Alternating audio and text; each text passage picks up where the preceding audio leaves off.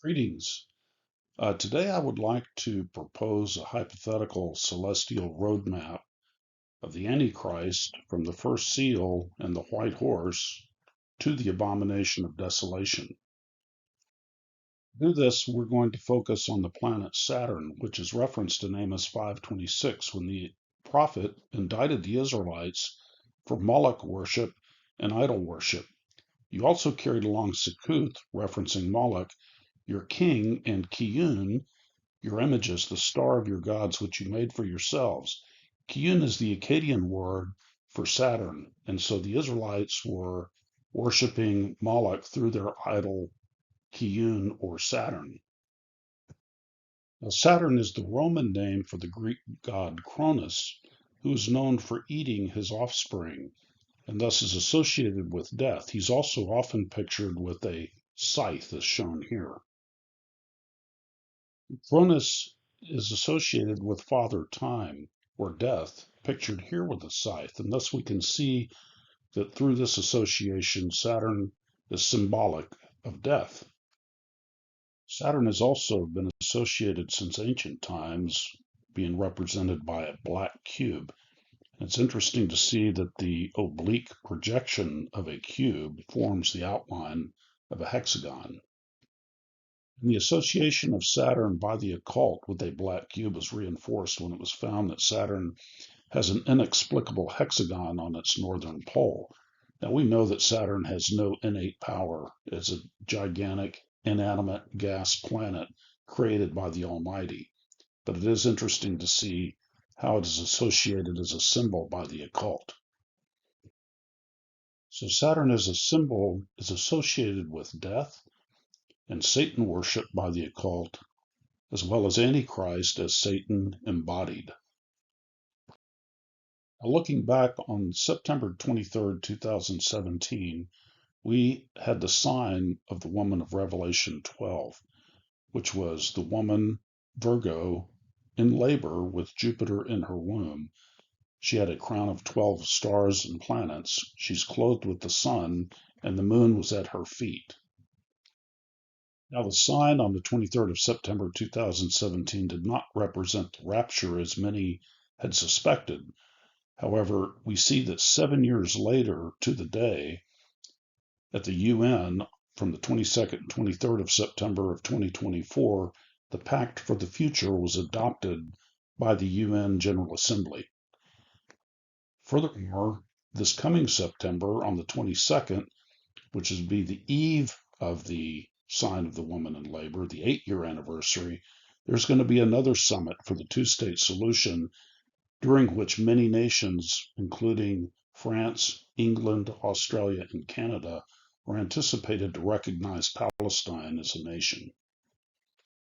Looking back from the 13th to 16th of October of 2017, we had what I consider to be the sign of the red dragon, during which the dragon failed to consume the offspring and stop the process that would end 7 years later in the horns of the wild ox with the return of Messiah to rule and reign. Then exactly 7 years later from that sign, on the 16th of October 2024, the leader of Hamas, Yahya Sinwar, was killed in Gaza. Notice the hole in his forehead.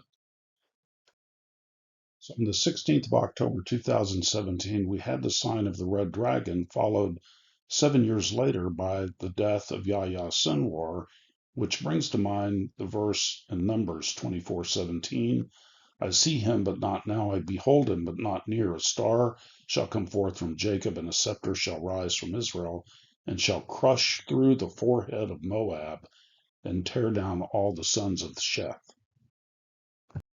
So these observations support potentially the hypothesis that the incredible celestial alignments that occurred in the period of 2017 to 2024, which began with the sign of the woman in labor, were given exactly 7 years in advance as a warning to prepare, just as in the interpretation of Pharaoh's dream by Joseph. And these would be a template then for events from 2024 to 2031. So with this in mind, we're going to examine Saturn's path traveling from Ophiuchus to Aquarius in the time period of 2017 to 2024. The day of the sign of the woman in labor, September 23rd, 2017, we find Saturn is in Ophiuchus, the serpent wrestler or the restrainer, and it's been there for the better part of the prior year. On this very day, the sign of the woman in labor, Saturn begins its movement out of Ophiuchus to enter the bow of Sagittarius. 7 years to the day after Saturn began its trek to the bow of Sagittarius on September the 23rd of 2024, we find that the world has adopted the pact for the future, which will lead to the division of the land of the everlasting covenant. And this was done at the conference held at the United Nations on the 22nd and 23rd of September 2024. And by the end of November of 2017, we can see that Saturn is now entering the bow of Sagittarius. And during the time from the adoption of the Pact for the Future through the end of November, the nation of Saudi Arabia strengthened that covenant by using the language of the pact to push for the two-state solution, forming the Global Alliance for the implementation of the two-state solution, and it repeated this language at several conferences, including the Pan-Islamic Conference, the G20, the G7, the Gulf Cooperation Council, and it scheduled the recent meeting that we saw in the end of July of 2025, all pointing to the two-state solution. We believe this strengthening is representative of the white horse of the first seal, which the rider, wearing a Stephanos crown, goes forth overcoming and to overcome, bearing a bow, which is representative of a covenant. And this will be an ongoing strengthening for the full 7 years of the final Shabuah of Daniel's 70th week. So 7 years to the day after the sign of the woman in labor, on the 22nd and 23rd of September, we see that the Pact for the Future was adopted.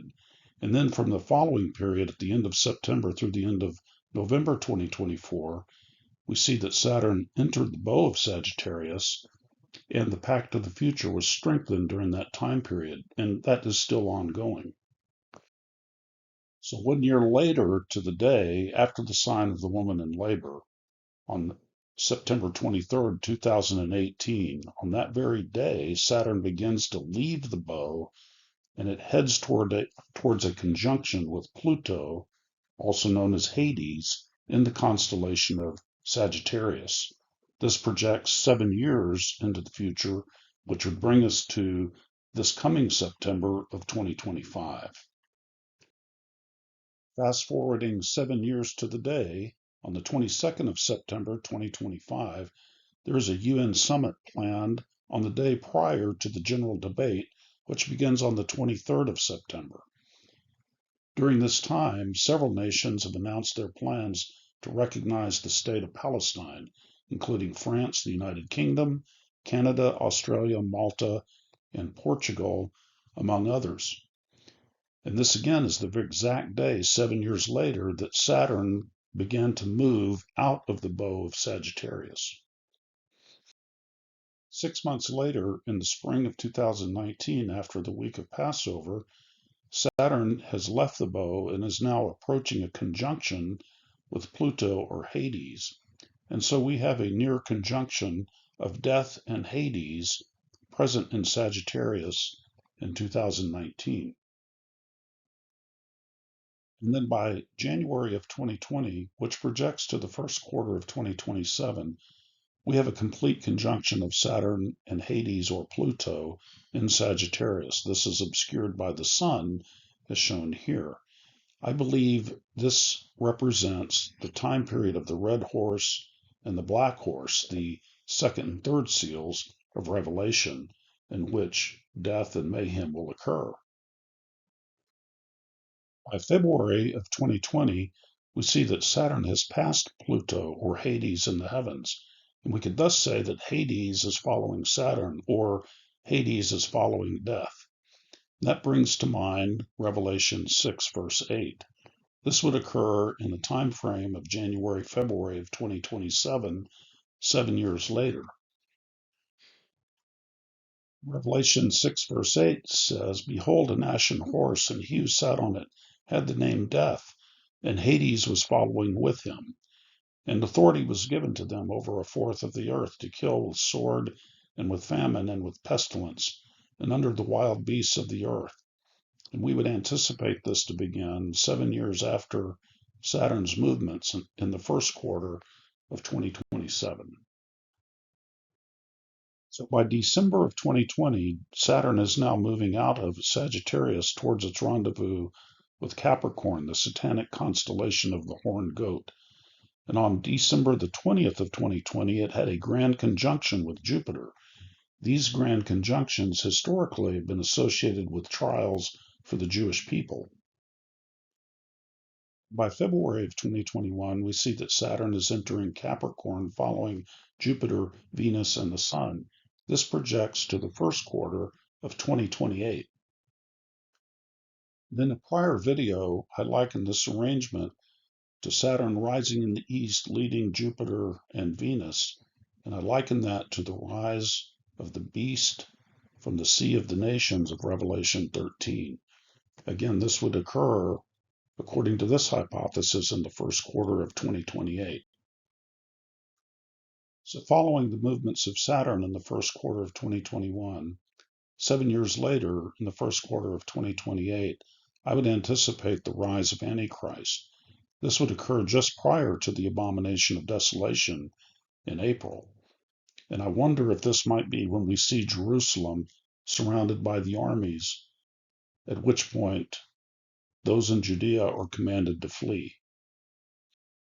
By the 14th of April 2021, we see that Saturn, the satanic planet, is now in the heart of Capricorn, the horned goat, the satanic constellation of the occult. According to our hypothesis, then, the Abomination of Desolation would occur on the 14th of April of 2028, 7 years later, which happens to fall in the middle of unleavened bread. It's also day 1290 after the onset of the 70th week that we believe occurred on the 2nd of October 2024, marked by the annular eclipse or the angel standing in the sun.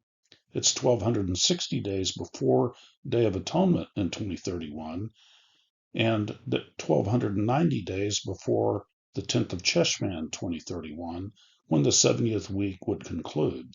It's 1335 days before the onset of Hanukkah in 2031 as well. If we look forward to October 26, 2024, which would be day 1290, projecting 7 years forward to 2031, we find that Saturn is under the jar of water being poured out in the constellation Aquarius, which I think could be representative of God's wrath being poured out. So looking forward 7 years to the 26th of October 2031, it turns out this is the 10th of Cheshvan, the day that Noah entered the ark and was separated from unbelievers thereafter. This is also day 1290 from the Abomination of Desolation in April of 2028. We wonder if this is representative of the sheep-goat separation and the time maybe when the Antichrist is thrown into the lake of fire. So in the coming weeks and months, we'll have to see if these observations turn out to be true or not. These are things that we can be watching for, and that whatever happens, we're reminded in Joel 2:32 that whoever will call upon the name of the Lord will be saved in these difficult times. As always, Shalom. He is sovereign and in complete control. Nothing catches him by surprise. Thank you for listening, and until next time.